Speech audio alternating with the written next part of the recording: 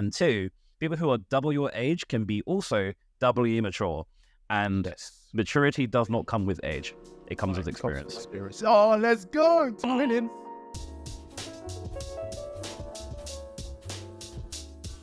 Hello, welcome back to the Evolve podcast with me, Lewis, and Sam. Samuel, how you been? Lewis. How you been doing? Facts. See you next week. Have a good day, everyone. Bye. Oh, bro, I feel you. Oh, I feel. As the great Usyk would say, I feel. It's been I feel like we kick off on a downer recently, but it's been like this month. Life has been lifing, and it's like it's one of them ones where I mentioned in like early episodes where you just wake up and you're just like, you know what I mean?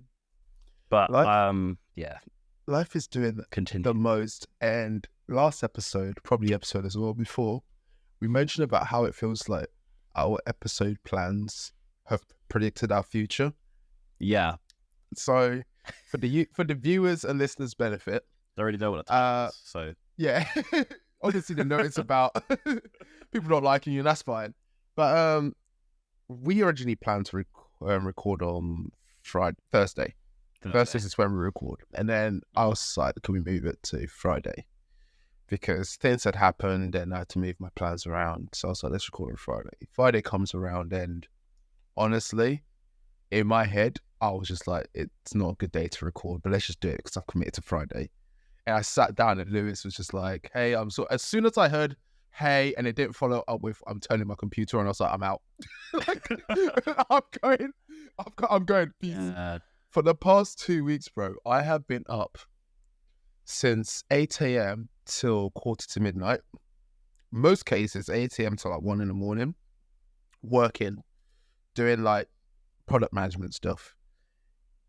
And all I'm doing is pissing people off. That has become like, admittedly, not giving away too much because obviously there are restrictions that come with my role. And there are certain things I have to sign secrecy on, and that's fine. But we're basically doing a project that is upsetting some of the salespeople in general, but that's the product manager's life. Every product manager who deals with salespeople knows. Anyone who isn't a salesperson in the company who deals with salespeople know your job is a balance of pissing them off or setting expectations so you can piss them off later. Look, they're rarely ever consistently happy with you. Yeah. And the past few weeks has essentially been salespeople pounding my emails, like to a point where, like, if I don't reply in 5 minutes, they escalate it, and I'm just like, you know what? Do it. Go ahead and do it, because literally I cannot reply to the emails quick enough to make these people go away. And one thing the manager said to me once was, "Your job isn't just to answer emails. Your job is to actually do your job. Your job is to be a product manager. You're meant to look after the product. You answer emails to communicate with people, but your job isn't just to respond to questions on emails. That's what customer service is for. If you want to be a customer service person, go do that job. But your job is to prioritize your work and get that done." And that has stuck with me. What hasn't stuck with other people is the same sentiment, that my job isn't there to answer emails. Like, my job isn't there. Like, there are times where we have done the effort of like putting resource guides together, right? And we do it so people can go and find it. What certain people will do, and this isn't just with my work, everywhere I've worked, this is a consistency. People will come straight to you for an answer and won't go and look for the answer themselves. The reason why we've created those guides is because people keep asking us specific questions that the guide answers. So now what I've got into the habit of doing is just quoting them the page number they need to go and look at in the guide. I do that as well. Go look at this. And then they'll come back and be like, "Oh yeah, but can you like write it the way I could tell the client?" I was just like, now I'm doing your job. Read the guide, translate it into where your client can understand. That's your job. That's what you get paid to do. But yeah, it's been a mix of that. And the reason I burnt myself out previously earlier in the week, regardless of all our conversations, was setting boundaries. When things get escalated, boundaries don't exist, because your manager will just be like, "Yeah, I don't want to hear it. Fix it. Make this go away off my table." So I have to fix it. What was I saying? Anyway, the point it comes to is like, in my endeavor to basically people please and make them happy so they don't escalate it, I'm burning myself out. So I basically decided, screw this. I'm not doing that anymore. I'm doing what I was advised to do, which is do my job and then get back to the emails. The emails is a way of communicating. It's not your core job. Yeah. So that's what I've been doing. And honestly, Lewis, people hate me. And it makes me so uncomfortable that I'm not liked. It's like, I know it's a part of me to be liked. I know people pleasing has been like an ingrained part of me for the longest time. I'm trying to bury it, and I've been doing a great job of setting boundaries. But it is genuinely irking me. But do you know what the weirdest thing that has happened recently is? It's like my brain is basically just like cut out that part. I'm just like, what's it called when you get a section of your brain cut out? It's not a lobotomy, is it? It is. Is it? I think, yeah. It's like I have lobotomized a part of that. I'm not gonna lie, I only remember that because of The Boys. Oh my god, yeah. Yeah. Sage. Sidetrack. Sage. Yeah. But let's go. Yeah, but moving on.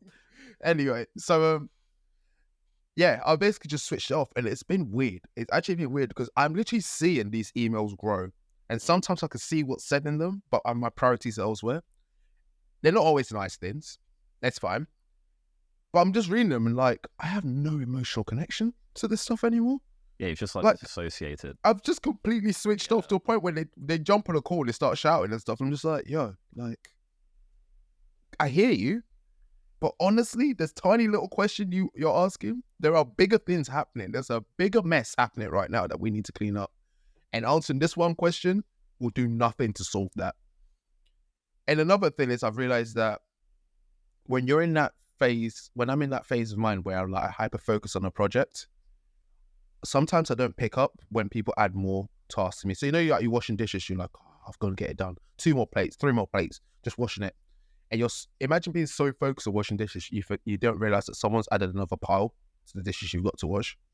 That's what tends to happen when I'm hyper focused. I just pick up as part of the work. I keep moving. I answer questions in a way where I'm like, I'm in control of it. And by being in control, it means I'm the one doing it. I keep moving. And dude, I just said no more to it. No more. And I realized how many people have just been coasting in life around me because I've just been adding their workload onto mine. And the moment I say no more, it's like I threw a can of petrol into their house and then fireworks with it and then walked away. And they come to me like, why have you done this to me? I'm like, yeah, hold on a minute, adult. Fix it yourself. Anyway, that has basically been a summary of my week. I have basically been having people hate me. I went through a period of being very upset and being like, I really need you to like me. And then I realized, wait, my pay doesn't change based on whether you like me. And if anything, my life gets easier when I'm not people pleasing. So I'm not going to do it. How about you learn to do it yourself and stop taking advantage of me? And they still don't like me, but I learned to like myself. And that's good enough. Absolutely. And that's been the theme of my week. But you know what, Lewis? I'm going to keep flowing because I've been riffing. And actually, wait, this is getting messy now, but should I go into what my week has been like apart from that? Or do you want to like... Yeah, go into it. So this week has been a bit of turmoil. So like I've said before, there's an opportunity for me to finish my PhD early, and I want to take that opportunity. But working crazy hours at work has pretty much crapped on any chance of that. So now I'm quite stressed because my whole time has been focused on work. I'm set behind on a few projects. I'm set behind on my PhD, but it's fine because I'm actually recovering. I'm set behind an anxious extrovert, but it's fine because there's a few tasks that Ollie hasn't finished yet. So I've got a bit of a buffer period. And I'm looking at another business idea, but No. Oh, no. I'm looking at another business idea, but I'm taking a different approach to it. So I don't want to give away too much right now because it's in the very early stages. But I've basically got a business partner that can spend the money. That means I don't have to do the work. So a lot of my efforts around business ideas has been, I'll do all the tech and all that stuff and the development shit. And then we save costs, but I'm partnering up with someone who has the money. So I have to do it. So I was able to kind of sit there, evaluate the idea and go, okay, let's give it a go. Because all I have to do is just do what I do as my day job, product management, but for the idea and make sure it runs smoothly.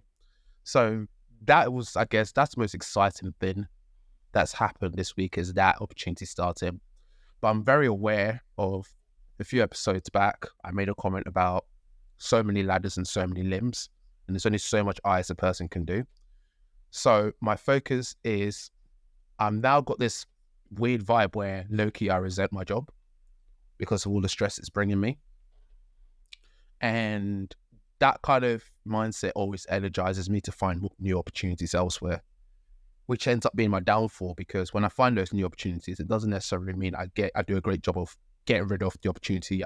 Get rid of the experience that inspired me to find a new opportunity. So I basically sat down and just went, hold on a minute. I could go and try and find new opportunities, and then in most ways, I'll be honest, I am open to that. I'm open to those kind of discussions. However, I could also focus on the things I'm trying to grow now, the ideas I've been working on, because they're already there. They're already at like the early to mid stages. So I could focus my energy and that resentment I have. I could channel all of that motivation towards making my ideas work. And I would say, weirdly enough, that's one of the good things that's happened in the week so far, is that I've got more enthusiasm for my little projects, my PhD, the business ideas. I've got more enthusiasm for them to make it work, because I'm disliking my day job at the moment, which is weird, isn't it? It's weird that like something pisses me off so much that I'm just like, I'm just going to try harder in life. And it's such a counterintuitive thought.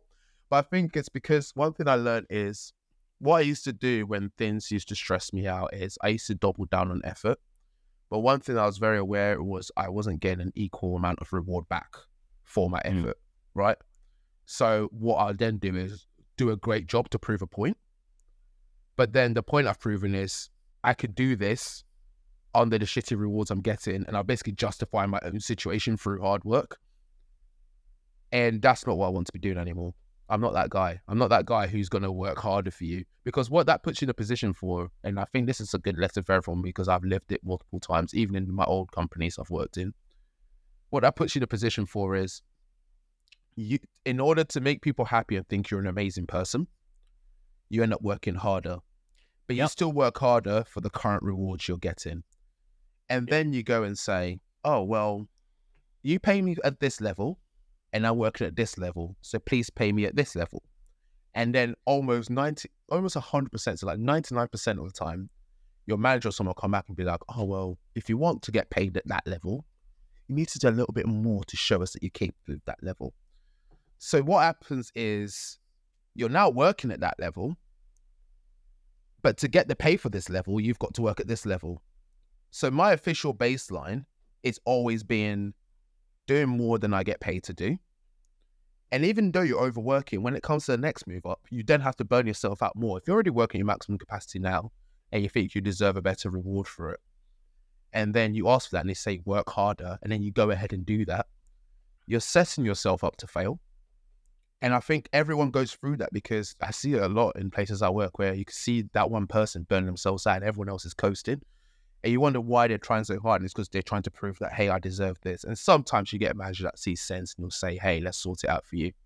But most of the time, you will get asked to do more. And it's the most frustrating thing, because you know that person that's saying that to you has been through it before. And you know that they've been through that exact situation and they've given you that answer. But they'll ask you to do more. And then you do more. And then you're in a position where you're always getting paid less than what you should be.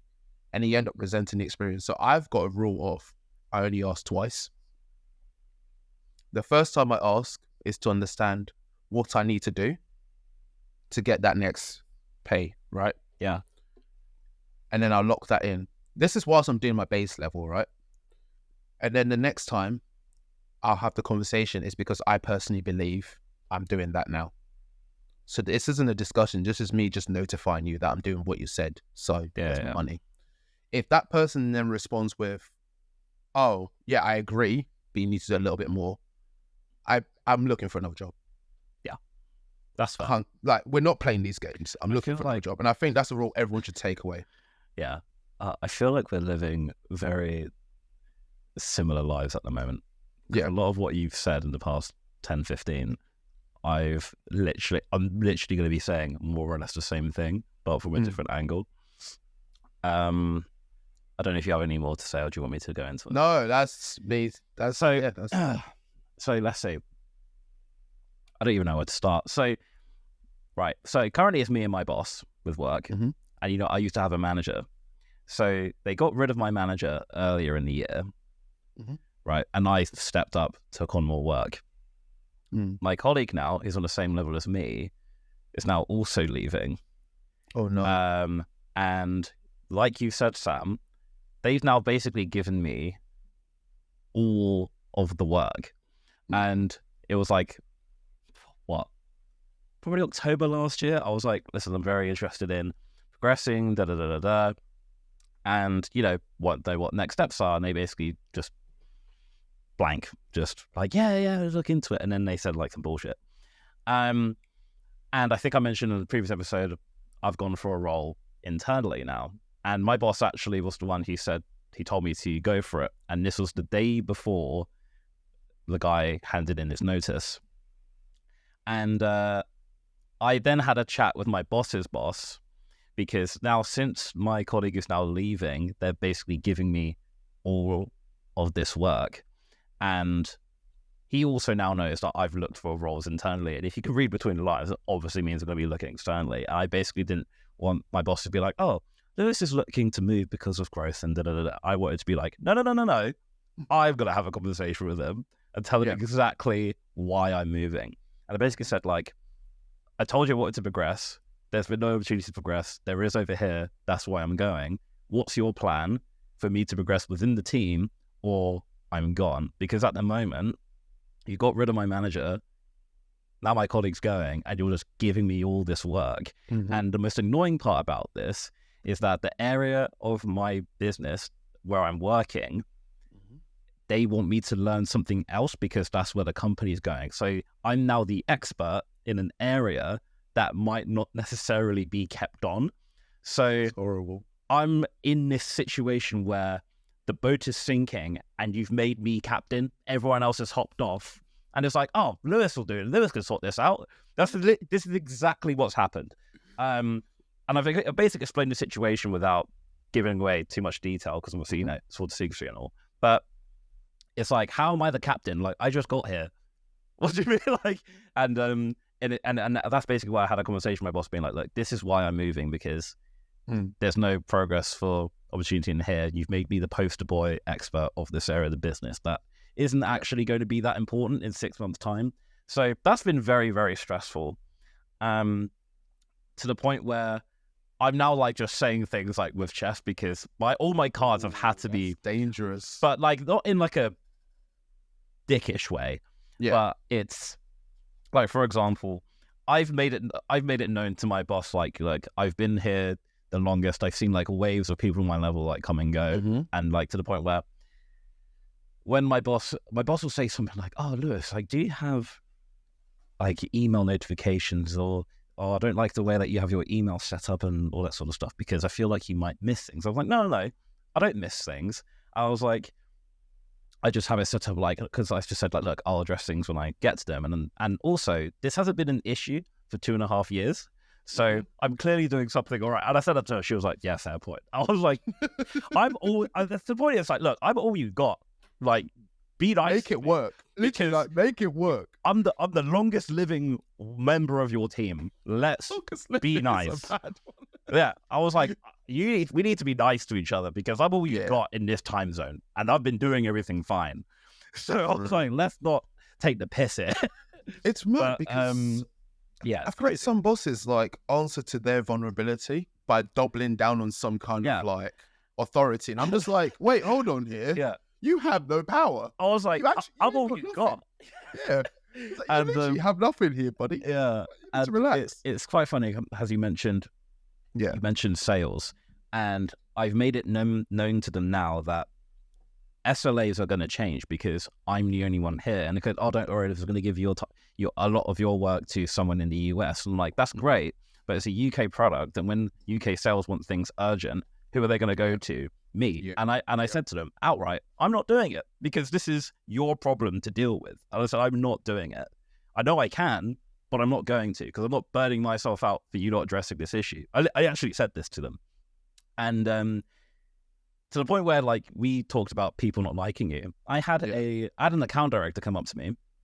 He's like in their mid-40s. Because my colleague was still handling work during his notice period, but, you know, it's hard to deal with people when they're mentally checked out. And that being said, the account director is very much like, everything's urgent, everything's urgent, everything's urgent.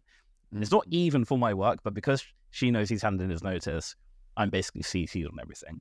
So this is actually none of my business. I'm just CC'd for vibes. And obviously he's not in the office because he doesn't care. He's going to work from home chilling. So I'm in the office. I'm doing whatever it is I'm doing, which is most of the stuff. You're going to laugh at this. It's a busy day in the office. There's like 10 people around me. She comes up to me. She goes, "Oh, Lewis, great, you're here. I can chat to you." And she goes, "Why is no one replying to my emails?" And I let it go 5 seconds quiet. And I just said to her, "Why is no one replying to your emails?" Like, just to be like, are you really... I gave her a look, being like, "Are you really saying this to me? Like, what do you want me to give you an answer? Like, is this do you actually want me to answer? Is this hypothetical?" I was just looking at my screen, and she's like to my left. I didn't even look at her. I was just like, okay.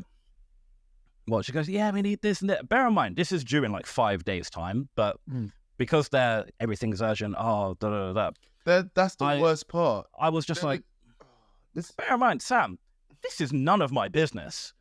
So I said, why? I was like, "Why is no one replying to your emails?" Like, you know, we have to repeat something that they said because it was so stupid. You can't comprehend why you're saying this to me.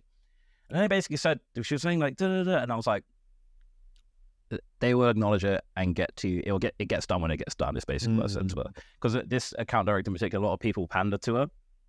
And I have way too much on my plate to be dealing with work that alone, this is the small portion of work that I have that isn't my responsibility. And I was just like, it gets there when it gets there. And instead of me being like, "Oh my God," and like she basically tried to put me in a position where she was trying to embarrass me in front of people who I work with. And it kind of just U-turned on her immediately when she saw that I literally could not care less, and it gets done when it gets done. Do you know one thing that... So, actually, before I get into this point, so I used to be an account manager. So I know that we're using basically sales as our go-to example of people that don't like you, because for some reason, no matter where you work, you care about what the sales team thinks of you if you're not a salesperson, because ultimately, for some stupid reason, even though the managers even agree that, they badger you a lot, your core measure of success is essentially how have you been able to support the client? And translating that into simple terms, how have you been able to support account managers to achieve their job of supporting clients? That's essentially what it translates to. And sorry, continue. I used to be an account manager, and I think the experience from that helps me understand why everything is so urgent and why everything is so important. And the best way to put it is like this: think of everything as like a funnel, right? At the very top of the funnel is a whole mess of clients, basically the outside world, the zoo that's going on outside. You're like, this is like, what's that game? What's that game they've turned into a TV show that everyone watches, where they're all in vaults? Fallout. Imagine this is like Fallout, right? And outside your vault is all these fucking zombies and all these crazy people. And no offense to our clients, they are your clients and users. The zoo that is the rest of the world, your client and users. Your account managers are effectively like the guards at the door, right? They're there to like choose who comes in, who comes out. The sales team are like dealing with a new business owner. They deal with who comes in, who comes out. Admittedly, they're trying to get loads of people to come in because we need helpers. We need resources to keep this vault going, all this shit. So they need to bring people to get in. So they help to filter some of the mess. Because of that, they're dealing with a whole load of nonsense from outside. And any one of those people that kick off or cause a fuss, it's ultimately their responsibility and their problem to solve, right? So that's their perspective. Their perspective is just one client being unhappy is basically my job on the line, right? And I get that. How they filter that stress through to you is the request they make and the urgency. It's like, I want to show this client that we're an amazing customer, blah, blah. So I'm going to give them the best service. But to give them the best service, I need to get the most out of the people that I request things from. So all the stress comes down to you. So imagine you've got 200 people filtered between 8 account managers. Okay, cool. Then you've got 8 account managers coming down to the next level. For the sake of not going all the way down to the bottom, let's say you're at the next level down between the account managers and the job being done. All that stress is coming down from you. From the account manager's perspective, I've got 200 people and I'm just asking you to do one simple thing, right? I'm asking you to do my request. What one account manager wouldn't acknowledge is that same request or that same process is being asked of you by everyone else that does the same job as them. So from their perspective, I've got loads of people shouting at me and I'm the only one out of all those people shouting at you. From your perspective, it is, you're one of 8 of you bastards shouting at me and you're annoying me. So shut up. The simple thing is, although that funnel basically is like, yes, they dwindle the number of requests and they help filter the mess that gets to you. The issue in terms of people not liking each other and all that, a very early perspective on it from my point of view is that people aren't aware of what other people are going through to be able to align their expectations of what they can get out of that person. And in response to that, you assume that that person, unless you message them, has nothing better to do. So you get angry when they don't answer to you. And you also think that your request is the most important thing because you're sending it. You're only sending it because it's important. So if they're not doing it, it's because they're clearly crap at their jobs and they're being useless. And now you have to badger them to get them to do their job properly. And that's the perspective of someone from the account management side. The perspective from your side is, you guys keep saying stupid stuff that isn't making sense, doesn't help anyone. Shut up and let me organize my work properly. And that's your place. So then you don't like them either. And you're in a situation that both of you don't like each other. One thing I've actually recognized is there's always one department or one team that sales and everyone equally hate. And that team doesn't give a crap. And I'm willing to bet it's finance. Oh, probably, yeah. It's probably finance. Finance, it's usually accounts receivable. Yeah. I mean, it's very interesting because it's usually the teams that you need the most and they usually have some sort of like process. But the thing is, like with sales in particular, it's like they go out and sell a dream.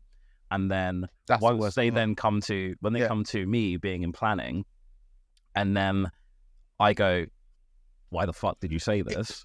Because this doesn't exist. It's consistent. And then they're like, wow. Then they're like, wow, why not? And I'm like, because we can't, because the technology doesn't exist. Why have you promised all this bullshit? When they go and describe a way that product work that it has never worked before. And I'm like, where'd you get that from?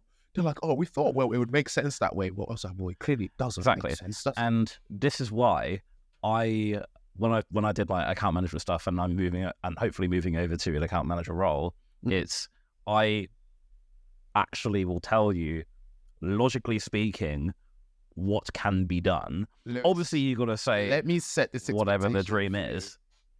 For someone who went from production, which is production specialist, which is like the lowest role, the doers, like you think, and that's you being uppity. You think of a better way to do your job and you present to your manager and you're being uppity. That's basically what it felt like as a production specialist when I was at that level. How dare you be creative and think for yourself? Who told you could go for lunch? You could go get yourself lunch and be like, why didn't you get the whole team a plate? Like, who is this, right? Going from that level to account management, you think that because I know the inner workings of things, I'll be better organized. I promise you, you understand why the sales team are the way they are as soon as you get there. Because the other side of the coin is you think the whole business is on your side. You think... Oh, no, no. No, but like, put it this way. The stuff you'd hear from your manager in terms of your KPIs, what you need to do, the mindset aligns is there's a better way to do these things. So you need to correct the process when it gets to you to make sure it's done in the right way. When you get to sales, you start learning that there's a different language that gets spoken to that team. There's a whole different conversation that's happening, which is basically, why aren't you selling? And then when you go, oh, the client, so why didn't you tell them it does work? Why don't you tell them that? And then why don't you go tell the other people? Like, it's a whole different conversation. And you get it, you realize it's like, oh, it's actually not their fault. People are just chatting nonsense to them as well. So I promise you will get there. And people in your team will, because this happened to me, people will start on lunch break going like, oh, you've changed.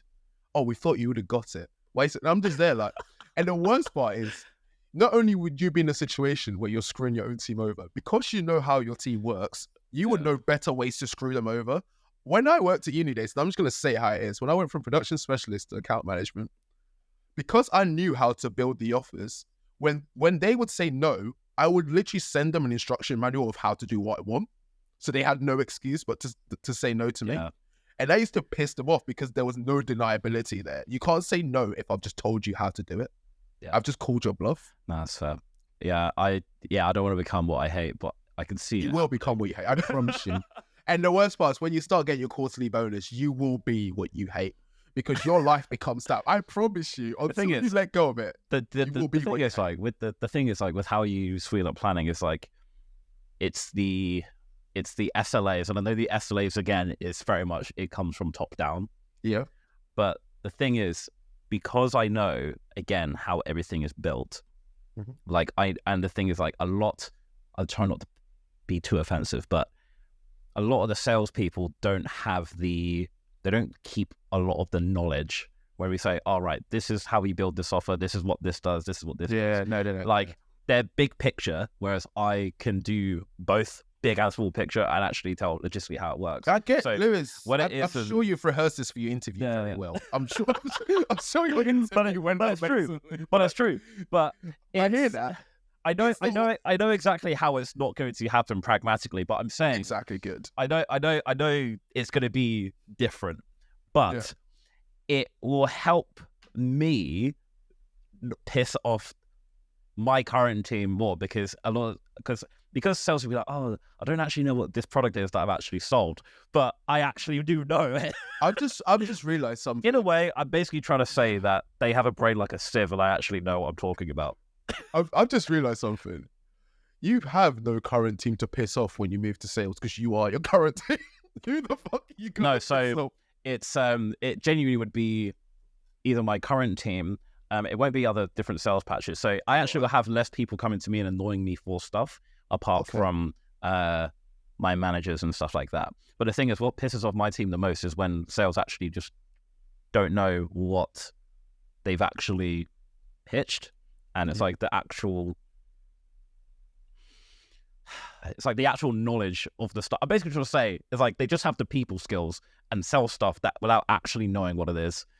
Right. And they'll be like, oh yeah, like you're going to apply technical knowledge to those conversations. Genuinely, because like they'll go and sell like the most premium thing and be like, oh yeah, it's really like cost effective and it's really cheap and we can give it to you for this. We can't. It's like we literally can't. I'm telling you. Right now, Lewis. Oh no, I'm not going to give everything for free on it. You're going to learn. Yeah. You're going to learn. But at some point, you got to start lying quickly. Well, there's the difference between embellishment and lying are two different things. I was going to say. Right. But you're going to have to make that pig look real pretty at some point. Yeah, it's an interesting conversation, but yeah, that hopefully is an issue I have to deal with after my holiday. But in terms of people not liking you, I learned this very quickly early in career because it's I think everybody experiences like, oh, the people pleasing, go out for the lunches and things like that. And then I've learned it in personal life as well, and I'll go into that a little bit. But it's like when you realize that, oh, actually, I actually don't care about these people's opinions that much. And if I know I'm actually doing the right thing, and I think I'm being a decent person, if that pisses off somebody else and I'm okay, like I should be okay with it. Like, and this kind of translated into personal lives as well. Like, you know, we've had former relationships and stuff, and you know, you usually get, unfortunately, sorry to the partners.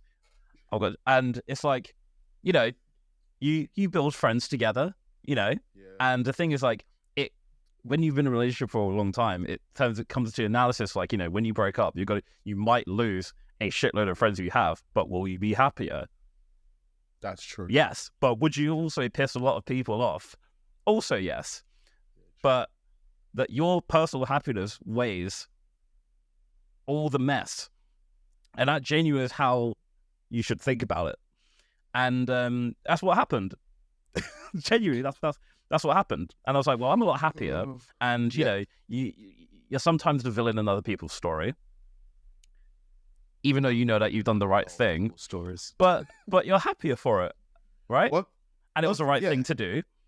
And I hear you. it's all, and people move on to better things. And you're actually going, oh, you know what? It's all right. It's calm. I hear you, but here's the thing. One thing I'm not trying to become is a sociopath.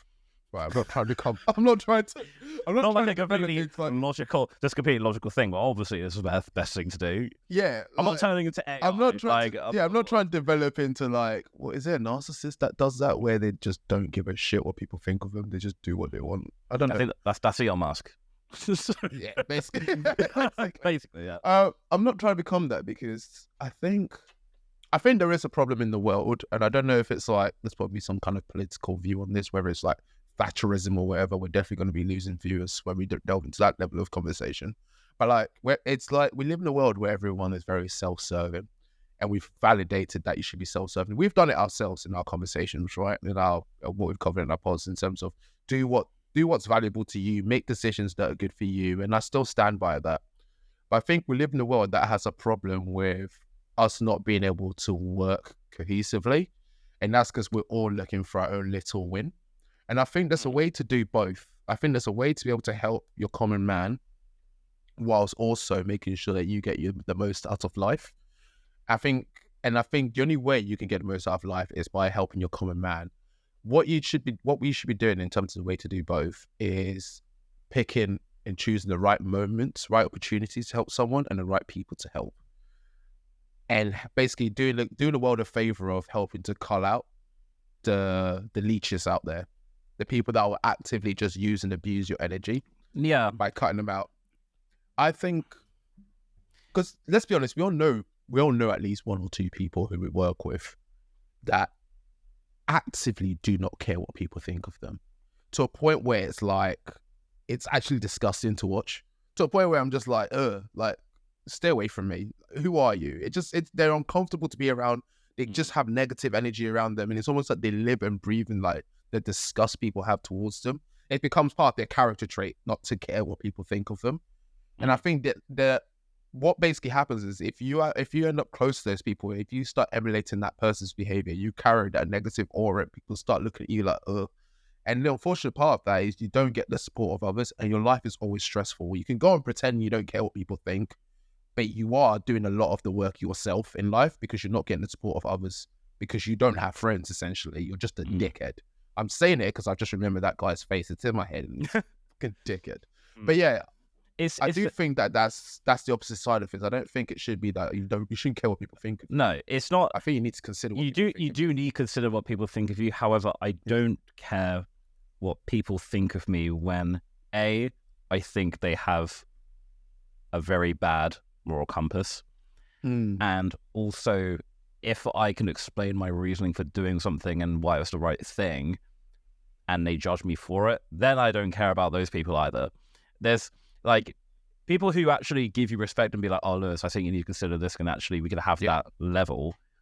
I obviously care about what they think, but if I know someone is just outright a bad person because they are a bad person, I do not care. Like if it's like if someone who speaks to the waiter or waitress like shit, I don't care about your opinion, because even though you might be right about this one particular thing, I know you don't treat people right. So I really don't trust your judgment. When you're filtering who to give your energy to, and essentially whose opinion you should care about.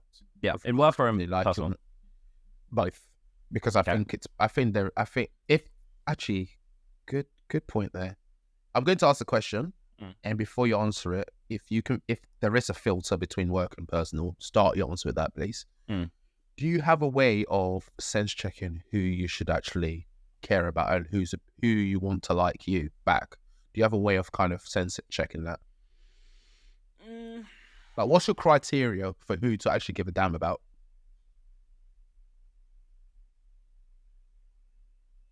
Honestly, this actually applies for both. In terms of people's opinion, like obviously, like, you know, you care about like your core family's opinion and things like that as well. However, and if I know if what they're saying to me are in their best interest, I'll obviously care about their opinion. Or if I actually think they're a good judge of character or good person in terms of like how they would treat people and things like that, it's just genuinely like, oh, you're just a good person. In terms of work, another way which I could care about what someone thinks, it could be obviously, like, not everyone has a great relationship with their manager. So to an extent, you do have to consider what your manager's opinion is of you, and there's something that can be monitored. But if you can justify your actions within work, then you can be on a level where it'd be like, oh, okay, I understand what you did and why you're not doing my process, which is definitely not the best one, and why you're doing yours, which is better, but they won't admit it because they are a manager.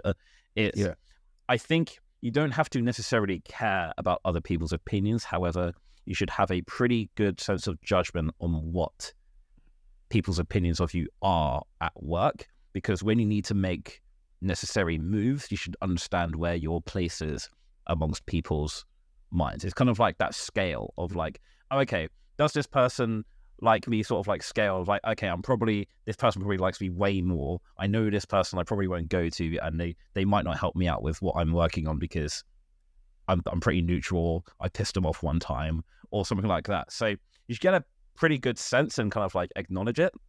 I think caring is it would actually affect your kind of like imprint on you in terms of like how you make decisions in the future. Like, obviously, like your closest mates and like, you know, like your opinions, like your girlfriend's opinions and things like that. Like if you did something out of order and then like they would tell you, hey, that was wrong, I would be like, oh, right, please tell me why. And that would actually, you know, load into the prefrontal cortex of my like decision making. So I think there's like different levels to it. If that answers I'm in line with you there. For me, it's like, whose opinion should I care about? I am not I think everyone will agree when I say this, I'm not the best at responding to certain emotional situations in the right way, if that makes sense. I am emotionally intelligent. I'm not going to say I don't understand when people are angry. I can tell when someone's angry. I can tell when they're sad. But in terms of like always having the right emotional response to that anger and to that sadness, that's something that I don't do. So it's almost like I'm observant of these things. And if I need to utilize it to get some kind of like response or to get some kind of action out of it, I will do so when I need to. But one thing I don't say I'm good at is aligning with what the average person will always do in reaction to that emotion. So if someone's like, I don't know, oh, my hamster died. I'm using this because I saw Sidemen, the Side Plus podcast where JJ's hamster died and everyone laughed, right? If someone said that, I would have to make a calculated decision of like, what's the value in me kind of responding with sadness to this, or me kind of laughing, right? And I'll probably pause and look at the group reaction, and then, oh, everyone's laughing, haha, I would laugh too. Or like, oh, everyone's sad. I would probably then, oh, would it be funny if I laugh? Or would it be like what kind of memorable moment can I create? And it's almost like I don't always give the answer. I don't always give the response that people expect, and it does encourage. It does set a lot of situations, and that happened to me a lot in uni. And I think mainly it's because I come from a lot of my experience in life comes from a different culture. It comes from like a Ghanaian culture, and like we deal with things differently. Like we're not always crying. It's quite a masculine way of viewing life in most cases because your life is a struggle, man. Like I'm first generation. I'm dealing with either racism or nonsense in most cases when we moved to the UK. So a lot of life problems that people go to, I don't see it as a life problem. I kind of see it as like a blip in your journey. So the value that they've attached and the value that the average person would attach that kind of moment, to me, it's not as significant. So I have to kind of look around and judge by how people are responding to it to be like, okay, what's the right British response to this situation? Like, do I cuddle you because you're sad, or do I? And it does incur for me a lot of enemies. So for me, in terms of like assessing whose opinions to care about, and I have to simplify that into a very like logical statement because that's the only way I can feel like I fit in. I think ultimately that's what you're trying to achieve when you ask yourself the question of, do you care about other people's opinions? And when you're having that internal conversation about people not liking you, I think ultimately you're trying to understand, is it worth fitting in or is it not? And for me, it's very simple. It's very much, what value does that person bring to me in exchange for the value I put out to them? And what I used to do was, I assumed that if I gave everyone 110%, they would come back to me with 110%. And obviously, we've talked about in previous episodes, that has evidently not true in most cases. Nope. A lot of people will go, oh, actually, all I have to give you is 2% and you give me 110. Deal. I'll just keep doing that. And then you keep pushing and you keep expecting more. And one thing I've come to realize is sometimes it's better to wait to understand what value someone can give you. And then if what they give you is enough, or it's worthy of your like response, then if you want to maintain that relationship, you give them the equivalent value, if not a little bit more, to show that you adore them or to show that you appreciate their support for you. And that's what I've been doing a lot more of. And because of that, I've naturally started to filter whose opinions I give a damn about. And I've realized it's become a very small list of people. Some people that I do work with, some people that I don't work with, some people that are close to me, like yourself, my other friends, Sarah, my family. They are people that have done a lot for me, that I can look at and be like, okay, it's worth me caring about your opinion because I know that you're looking for the best in me and you're looking to support me just like I'm going to support you. There's a guy I work with. I'll give him a shout. His name's Steve. We don't even work in the same department. We have no like operational connection at work other than both of us working at Experian. But Steve it's almost like he's become one of my close mates. Like he always, at first I was just like, what is this guy's angle? What do you want from me? Yeah, it is. Like, what are you trying to get out of me? And then because I was like, I'm a product manager. So often people in my domain, the salespeople in my domain will like pander to me because it's good to have the product guy in your back pocket. Because if you need anything, you can get things sorted. Right. So I'm very wary of like the sales team that are close to me. But he isn't. So I always wondered. And then he opened up to me about a friend he lost that is a lot like me in character. And it's almost like I realized very quickly to Steve, I am that friend. I'm like an extension of that friend. And I was just like, this guy actually cares about me. Maybe not in the way that I would judge it. Maybe not in like I can provide a value to his life in like a functional way. But it's almost like I replace a lost memory or a lost emotion that he had. And I was like, but he does it in such like a loving and caring way of like, how are you doing, Sam? Checking in on me. If I'm sat at the lunch table, he'll come sit on me, chat. He'll come to my desk. He'll be like, oh, I didn't know you in. Like, we'll have like friendly conversations. And I've come to find like, my response is I haven't lost someone like Steve. So I had to kind of like slowly see if it's worth responding, or is he like a weirdo that I need to keep at bay? Like, I'm not that guy. See, you're not from that past, so you need to let it go. Or I had to kind of reassess it of like, well, what can Steve provide me in life? Because I get that he wants to be my friend because I'm giving him my presence essentially. But what can he provide me? And that's one of the rare cases where I just gave him energy anyway before I realized what he could provide me. And I think I was lucky to learn that Steve knows a lot about how the company works, a lot about how people work in the company, and I can lean on him and get that value back out of him. In terms of in conversations, he can always guide me in terms of what's the right thing to do, what's the right thing to say, because he's been there for a while. So that's the value I get back out of him. But I think that's still rare. It's still rare to care about that kind of person's opinion in the most selfish way possible. He's a loving guy, and I do care about his opinion. But I think I got lucky to be able to give him my energy and get something back out of it. I think in some cases, you do get someone who is just dependent on you for the sake of dependent. And it becomes draining without you knowing it because you're just trying to be a nice person. And in those cases, it hurts more because when that person doesn't like you, they're not liking you for something logical that you can say. It's almost like you've broken their heart by them not liking you, but you've also got to be wary of what you give out your energy to and what you support because you've got shit to achieve in life. And that's what it brings it full circle back to the point I made earlier of like, we're in a world where everyone's just chasing their own goal. And in doing that, you end up hurting people like that. But ultimately, you also need to achieve your own stuff. So you need to have some kind of criteria you work to. But I think to summarize my point, because I've been talking for a while, I've realized, is that you're always going to have someone that's upset with you in life, one way or another. 100%. You can't go through life with everyone like you. Can't. It's impossible. No, absolutely. And if you think everyone likes you, you're probably one of the most hated people. I'm not gonna lie, because you're genuinely blind to the fact that people don't like you. Like, you genuinely think you're amazing. And I think we're particularly taught in British culture, like, it's important to be liked, yes. However, I feel like so much emphasis is on, like, fitting in and getting on with everybody and all this sort of stuff. And it's exhausting. Like, it's absolutely exhausting. And like, people who watch football just to be able to have something to say. I feel like there's so many people that do that. But it's like, it's exhausting because, like, you lose yourself in the process of trying to basically be a chameleon for everybody.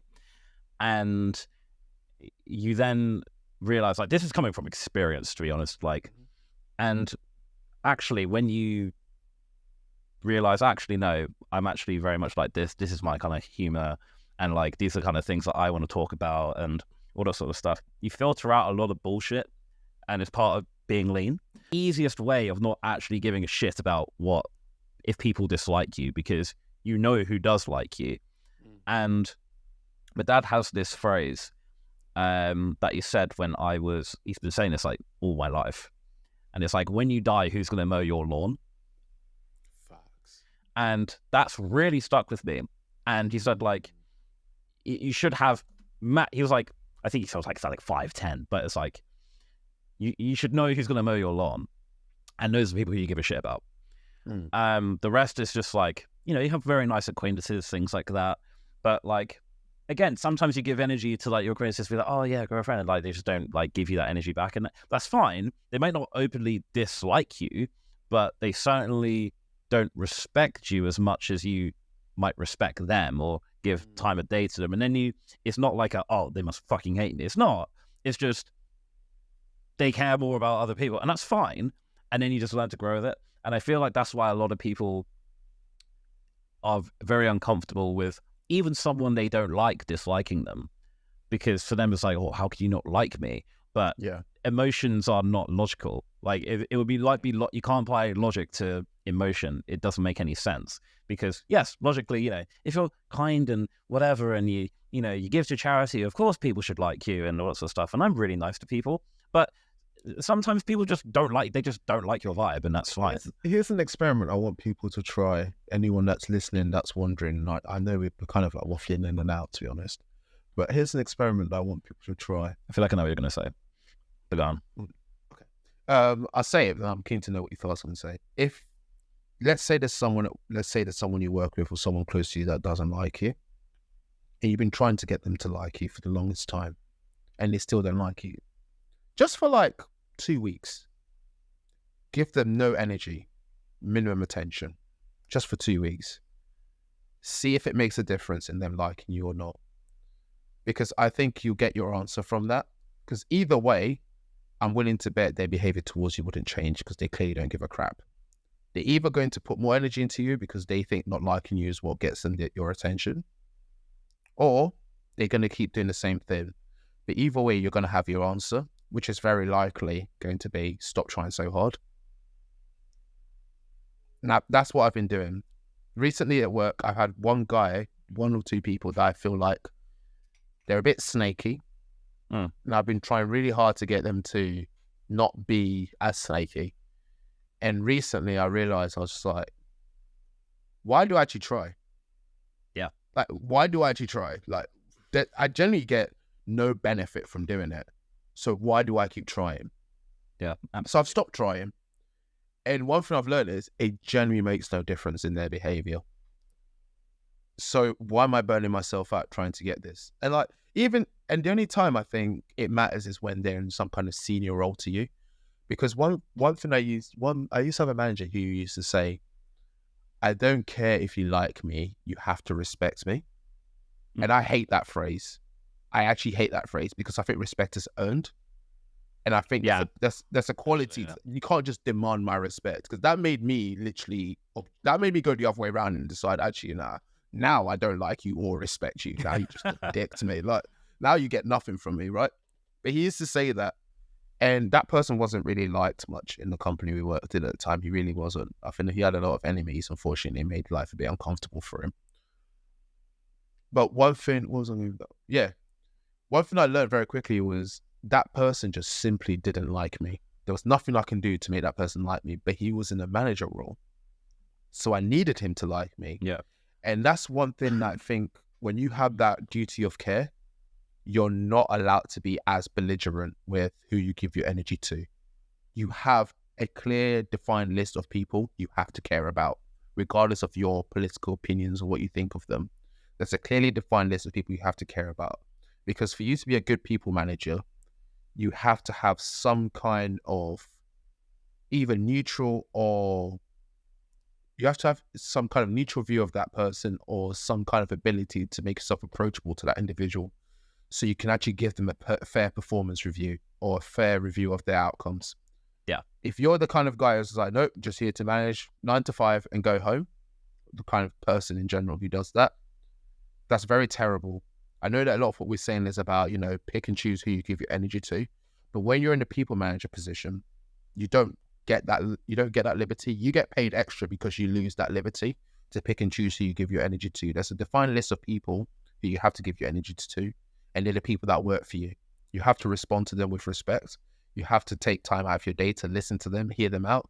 You have to take your time to actually review what they're doing, assess their outcome, and see what you can do to make their outcomes better. You have to care about them, essentially. And that's one thing I say. If you're sat in a situation where you're like, my manager just doesn't like me, my manager's that person I need to like me and doesn't like me, I urge you to find a way to leave that team as soon as you can. Because ultimately, that person's in charge of your performance assessment. And as much as they would like to say, like, oh, no, like, it's all about performance, it's all about your outcomes, there's a bias, there's an unconscious bias that comes into play from them not liking you in terms of what they choose to assess. And for me, with that person talking about it, became very clear that there was nothing I can do because all they were looking for was negatives. And what stressed me out was his mindset was not equal to everyone in our team. It was very clear he just didn't like me for who I am, whatever. It was just very clear that he just didn't like me. And it was very clear that he would do everything he can to highlight to everyone else that he doesn't belong here. And I think that's when I realized that, no, there's nothing I can do to help to make this guy like me. I'm in a position where he has to like me for me to get a pay rise or me to get anywhere in this company. So I either have to leave this team or leave this company. There's no point wasting my time making them happy. And I think in that situation, it's very easy to realize what to do, whether or not you should make someone like you, whether or not you should care about someone's opinion in terms of them liking you. It's okay for people not to like you. It's not okay for you to lose out because people don't like you. Yeah, I experienced the exact same thing in my first job. Like, I just did not fit in with my team. Like, I would do my work, I'll do my deliverables, but like, it got so cliquey. And because I wasn't willing to kiss ass, like I get kissing ass, but this was like bury your nose in it and like be like, oh my god, what? To like I hate fucking, I refused to do it. The most disingenuous behavior ever. I couldn't be asked for it, and there was no way I was going to do that because that's just not who I am at all. And I really isolated myself because I wasn't willing to do it, and a lot of people were. And I lost out on promotions for it. My boss hated me for it, and eventually I had to leave because of it. Because like it was just evident. Like as soon as she'll be with people, like I'll be in the meeting room, she'll be like, yeah, see me, and then be like it was so transparent so that she just hated me for no good reason. Otherwise, then I wasn't willing to kiss her ass more than anybody else, and I was just like, I'm just not going to do that, and it made my life really, really difficult. But at the same time, I'm very grateful for that experience now because it taught me about 5 years worth of experience within one. Because I knew that I was actually able to deal with people being shit. And just because someone's necessarily in a manager position, A, doesn't mean that they deserve to be there. It doesn't necessarily mean that they're a people manager. And two, people who are double your age can be also doubly immature. And maturity does not come with age. It comes with experience. Oh, let's go. It's winning. Let's go. And so true. That was the most apparent thing. And now I'm the same age as some of those account directors that I had within my first job. And now it's kind of like, oh, right, I thought by the time I'm your age, it'd actually be like, you know, it'll be different or stuff like that. But people are just still people at the end of the day. And it's like, you think that, oh, because they're at this level, they're not going to be like that. They are. Stupid people get promoted all the time, more so than people who actually deserve promotions. I think that the issue people have in terms of when you view other people is you look at their positions and you make assumptions of their capabilities. Yeah. And it's almost like you set yourself expectations that they need to achieve. Yep. And then you get upset when they don't reach those expectations. And at the end of the day, if you've not had a conversation with that person, you've not understood their journey, don't waste your time trying to understand. Don't waste your time trying to assume what they're capable of doing or what they're not capable of doing. Yeah. Right. You need evidence. We need to be as a populace, as a race of as a species, essentially. We need to do better in terms of making logical decisions. Absolutely. Rather than was it prejudice? It's not prejudice. Prejudice is acting on. Is discrimination acting on prejudice? Which one is which? Which one's the one where you assume someone's capabilities based on what they look like? Where you judge by a book by its cover? That's prejudice, yeah. It's prejudice, yeah. It's prejudice, yeah. We need to be, discrimination is acting on prejudice. That's it. Yeah. So we need to do better to not be prejudiced, to not do that. Because naturally, it's part of our natural instincts to put people into categories and to be like, oh, that person's higher up than me, that means they're capable. I've been in previous companies, I've been in some leadership conversations that would baffle you. Like, I've been in conversations that other people would join and just be like, wait, you get paid how much to answer that question? Yep. Like, you get what? And it would disappoint you to a point, it would disappoint you so heavily. And I think, unfortunately, people look at those people and their opinions of others and think it's gospel. Because for you to have been there, clearly you know so much about life, you know so much about this space. You've seen it all. You've seen it all. You are just so intelligent and so perfect. And that really often isn't the case. Okay, it's talk. It often is that they don't know what they're talking about. They are just as lost as you are. And the best evidence to that is look at yourself right now. If you are above the age of 21 and you've had to recently work out how to pay your mortgage, you've had to recently work out which energy company you should be going for, you've had to recently work out what's the best car finance deal and all these things. Please reflect back to when you were 12 and you looked at people who were 21 and they were driving and had a house or a car. And reflect back to how amazing how you thought somehow magically there's a point in your life where you just know everything. Like, reflect back to your parents when they were possibly around your age, if you had parents around your age whilst you were alive. Reflect back to questions you asked them about life and how certain they were about the answers. Yeah. How certain they were about this is how the world works. That's when you actually become an adult, when you realize your parents are just... They were just chatting shit. But they're just chatting absolutely waffling. We'll just waffle right? and make it up. Oh, sorry. I quickly just wanted to go back to, you said, you're a challenge for people, for the listeners. Yeah. And you said about work. What I was going to say, I completely forgot to tell you what I was going to say. Mm-hmm. What I was going to say was a different opposite side of that, which was most people will have one. I'll say I'm going to lean towards women because women definitely do this a lot more than men, just in my experience. Because you always have that one friend who you give 100% energy to and you text them first all the time in every conversation and you basically carry it. Try it for 2 weeks, same time as Sam. Don't text them. Don't initiate conversation to see if they do. If they don't, get rid. I've told this to Rosie, like, very early in our relationship, because she also kind of like leaned into being one of Rosie's flaws. She outright said is, I just mind me saying this, is like she's a bit of a people pleaser. And that's something which she's actually developed into quite a lot. And she actually isn't as much of a people pleaser anymore. And it's something which work has even picked up on for her, which is great. And, I remember one of our first outings with some like mates of mates or something like that. And she was just saying like, I just have to do this. She basically was putting in 110% and getting back nothing. And I was just like, just cut him out. I was like, because you don't actually like how these people are treating you and it's making you upset and you're giving 110%. Like, how about you take that 110%, apply it to your mates who you actually love and that actually give a shit about you, and you'll feel a lot better and see how you get on, because these people are, you know, not filling your cup.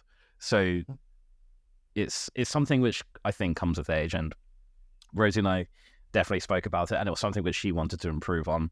And I think, you know, when we were focused on things like the marathon and like practicing more, like actually going to focus on these friendships instead, it's now something which she's really worked on. She's really proud of herself that she's worked on that. And so, yeah, I think if you feel like you're carrying a friendship at the moment, just see how you do when you don't initiate conversation or you feel obligated to kind of like talk to them and obligated to give a shit. Because there's so many, I've had so many mates, and I won't say the name, I'll tell you afterwards, but it's like, I remember having one mate and like he would only talk to me when shit went wrong. And as soon as he was fine again, he wouldn't talk to me. And ever since then, I just cut him off. And, you know, I'm sure they're doing fine, but I just couldn't be asked with it anymore. Like, I don't like actively disliking, but I just knew that was just like, whenever he was going to shit, he would just come to me and then like, I'd have to piece him back together, then he was fine. And I was just like, this is just a bit long because now I'm just your therapist and I'm not being paid to do that. Yeah. But yeah, man, I really like this topic, and it's something which I feel like I reflect back to like middle school when I think about this stuff and trying to get everybody to like me. And I look back and be like, it's such a waste of time. It just breaks your heart. And I think because, it's like, it just makes you feel like, who are you if you try your very hardest for people to like you and they still don't like you? Yeah, man. Like, what's the point? You see what I mean? It's such like okay, you'd get it if you didn't try and no one liked you, because obviously you didn't try and care about them liking you. But now you are trying and they still don't like you. It's such a shit feeling. It's so like painful, but it's what I was leaning to earlier, and if I could just wrap that point up in terms of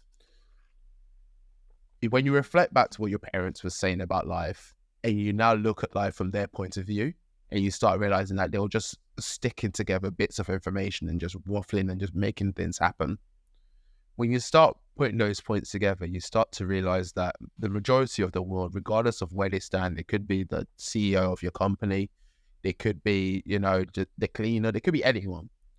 Everyone is working with very limited information.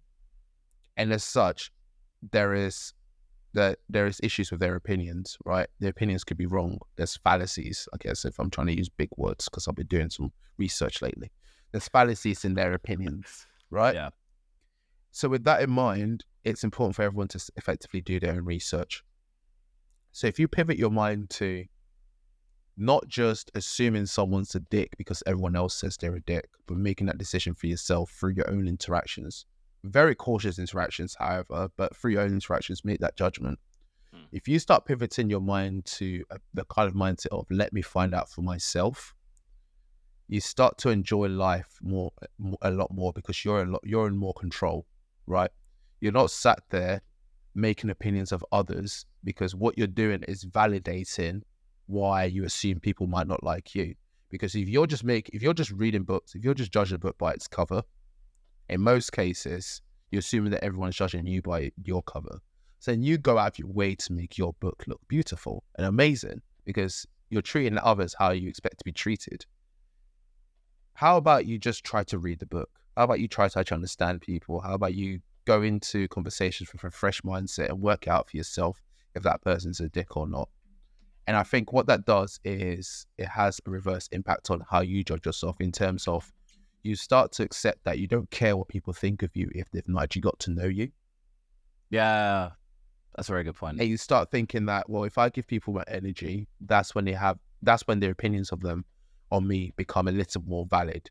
If their opinions of me is just based on an assumption of who I am, for example, a lot of people will make the comment of, oh, you're so well spoken. And that used to annoy me. And it still kind of does, because you assumed I was an idiot. You assumed that I was going to be a hood rat because I jumped out of my BMW with a do-rag on. You assumed I was going to be some hood rat, and sometimes someone would look at me and be like, "Oh, you're a product manager? Like, well, what else was I going to?" It literally says it in my email for like I'm a product manager. What else do you expect, right? There are moments like that, and what I've come to learn is that person didn't know who I was, so their opinions up until this point was invalid in my head. They might have had whatever opinions they have, throw away. If there's still little microaggressions in what they've got to say to me after they're getting to know me, get the fuck out of my face. Like, I've got better things to do than deal with this. And that's when I start doing my checks and balances off. You now know who I am. You now know what I'm okay to talk about and what I'm not okay to talk about. You now know my limits. If you're still going to keep poking at me, if you're still going to start talking down to me, if you're still going to go out of your way to ignore me or not respect me enough to give me some kind of response or anything like that, then my decision is made. I don't have to give you that same energy. And I can keep to myself. I can keep to those that I do believe deserve my energy. And I think for me, that's my kind of conclusion to the matter. Yeah, I actually think that's a really good point, because I'm actually now thinking back on how I judge when I give a shit about someone's opinion. I really do think, do they actually know who I am, and do they know me very well? And that's why I was saying like close friends and family in particular, because like people at work don't actually know me in particular. Like some might know me more well than others, but they don't know, like, they might not know how driven you are. Like they might not know what you're doing after work and all this sort of things. They don't know that you have better shit to do, like that you think of, like, you know what I mean? So I think that definitely comes into the equation. So roundabout, that doesn't mean everyone needs to know about you. Yeah. Because that's what I used to do, if you remember. They need to know what... Yeah. They need to know what they need to know. They need to know what you let them. Exactly. You know? You've also got to judge the possible roundabout effects of when people put their attention on you and decide that you're perfect for everything.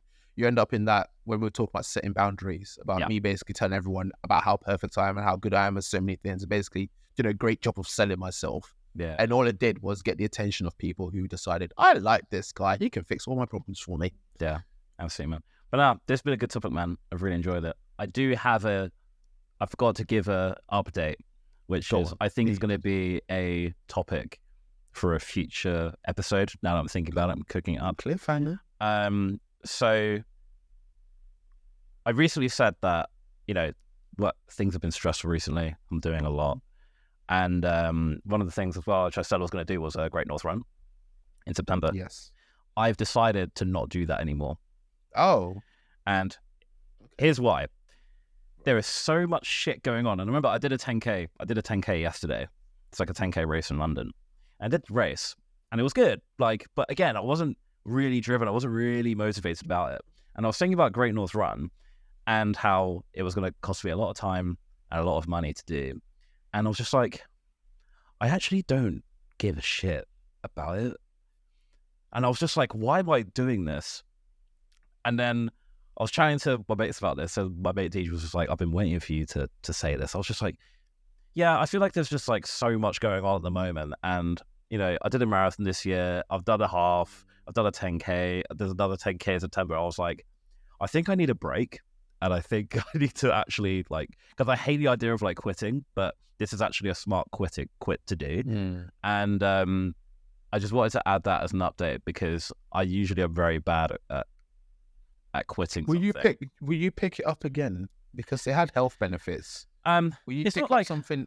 I'm not quitting something equivalent. So I'm not quitting running. I'm just saying, like, I didn't want to train for another half that I didn't really care about and spend 4 hours on a train to go up to Newcastle, then pay like 600 quid for a hotel, then do another 4 hours down. I was like, I'll do a half in London. Like, I don't need to do Great North Run. I get what you mean. And the thing is, I was like, all I was doing Great North Run for was to say, I've done Great North Run, and that was it.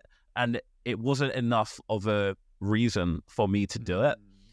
And like, you know, there's so many halves that I can do in London. Like there's one like April next year. I'm doing Vitality 10K again. It's just London. It's just easy for me to do. And I was just like, I actually just want to go to the gym again for a bit and actually do things I enjoy.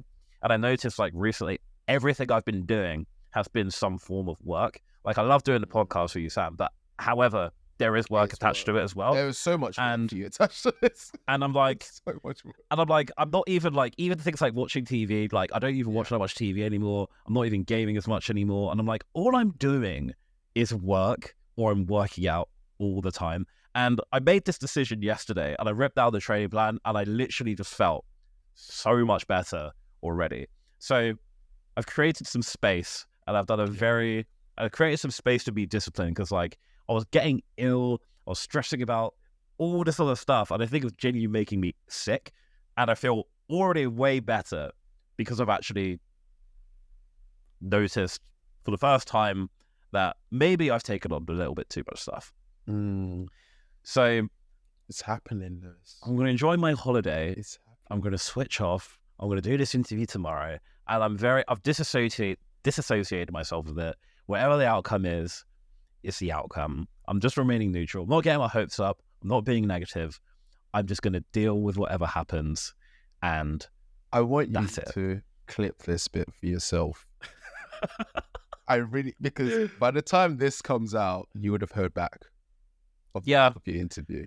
Yeah. And I need you to clip this for yourself, regardless of what happens, and just play this back to yourself. Yeah, no, I actually do need to, because it could go good, it could go bad. It could go bad. You need to stay humble regardless. Yeah, I do. And the thing is, I'm being neutral from now on. Like, because I saw my parents over the weekend because I visited my nan as well, and I was just like, Mom was like, "Oh, you seem down." I was like, "I'm not down at all. I'm just remaining neutral, because if I get my hopes up, it's just thought park, and I'm just going to be depressed. Or if I just stay depressed, then I'm just going to even be more depressed." So I was like, I'm just going to remain neutral. So I was like, "Oh, you seem down, your energy's off." It's like, it's not. I'm just conserving, because there's a lot going on, and I need to create space. And then now, with Great North Run out of my head, I genuinely feel like a third of my brain is like, "Oh, just go gym and like just do your workout and focus on your sleep," as opposed to worrying about 20 different fucking things all the time. So I'm going to give myself a bit of a break and not take on any more stuff, which is the opposite of what you're doing. So I actually feel like after holiday, I feel like I said this last time we were on holiday as well, it's like I can actually be on creating the shorts and posting all the time, and I could actually now have some space to just do things that I actually want to focus on, because like I just didn't want to focus on another half marathon, because training and running are two very different things, is what I said before. So that was a good update for this week, and I want to go into another episode on like how to quit and why quitting is good. Is that the next one? We can make it the next one if you want to. Let's make it the next one. Fine, fuck it. We'll do that. God, imagine. Oh, I'm not. These episodes speak the truth. I don't want to add my notices. Yeah, it's actually really weird. So I don't like this. Yeah, Sam keeps on making a joke of, here's how to spend your first $1 million. So maybe we make that one episode. We should. I'm gonna look at the order. Maybe ChatGPT. When can we make our Win Millionaires episode? Yeah, I'm gonna do that. I want to pick it randomly, and I want to like. Oh, but obviously you'd see it. You don't know what the episode. You don't remember the order right now. You don't know what's up in like the next 50 episodes, do you? Off the top of your head? No. Good. Don't look at it. I'm gonna fine. throw it in there somewhere, and I want to do a little experiment. Fine. It probably might screw me over, and I will be a millionaire, but at least you will be. At least you will be. Here's how to do a podcast with a fucking brokey. It's like the judge. I'm not gonna lie. I'm like, Lewis, I don't care how you do it. You better do the same for me. You better put a fucking episode in there for me to make me rich. Yeah. Wedding's coming up, and I need the monies. I'm looking forward to it. I'm looking forward to it. Your wedding's gonna be good, man. I'm looking forward to that. I hope so too, man. I'm looking forward to the. Actually, when I think of podcasts, I'm looking forward to the year one, because we're gonna do that in person. I think. Yes. We have to make a way. We have to find a way to do that in person. And I'm looking forward to your post-wedding one as well, because the relationship one actually popped off. It's like one of our most popular. It did, considering I sounded like I was on the water. Yeah, so we actually need to redo that, because for the listeners who dropped off like 10 minutes in. So yeah, we should do one where we bring our partners on. There is actually a time when I think we can do this, to be fair. Okay, cool. So, and I've thought a lot about it. In person. It has to be in person. It has to be in person, because otherwise it'll be a mess. But I think that would be good. I feel like because we've spoken a lot about our partners as well, it gives them space to actually. I'm not going to censor what they say at all. I'm happy for us to get roasted a little bit. I think people will understand why me and Sarah are together, because I think people see my behavior and sometimes I can be quite childish and like giddy and stuff, and people assume that Sarah's the same, but it's not. I'm like a kid in Asda, a sweet aisle, and Sarah's the mum. Put it that way. Like, I'm the menace child, and she's constantly like, "Don't touch it; it'll kill you. Don't lick that. Do not jump in front of that car." And I'm just like, "Oh, that's boring." So like, I think let's just set expectations of, yeah. Once people like get to know who she is on one of the episodes, I think it all makes sense how I've survived this long. I think it all shapes. I think that will take place once Rosie and I have our place. Yeah, early next year. I think that's when we want to. It's gonna have 9 bedrooms, and it's gonna be new. No, we're not. I mean that'll be. I mean, if the millionaire episode takes place before that, then fair. But yeah, well, that will be a good one to do. I look forward to that one. So yeah, man. All right, we're gonna wrap this up. Yeah, you guys get out of here, man. Let's have a catch up after this. Yeah, right. Do we? Yeah, you're gonna tell me about that guy. You're gonna have to bleep it out. Yeah. So, guys, if you enjoyed this podcast, please give it 5 stars, please. Share it with your mates. Follow us on Instagram, The Podcast Evolved. Follow us on TikTok, The Podcast Evolved.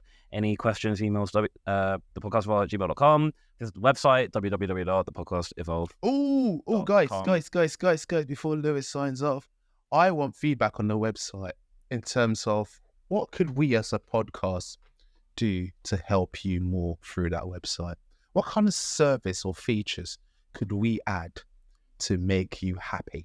That's work for you, Sam, because I'm I 100% I can't do any more. I 100% know what my words have just got me into here. But still, the question is out there because I have ideas, but I don't want to implement the ideas. I want to hear from you guys to know that you want the ideas to actually be in place.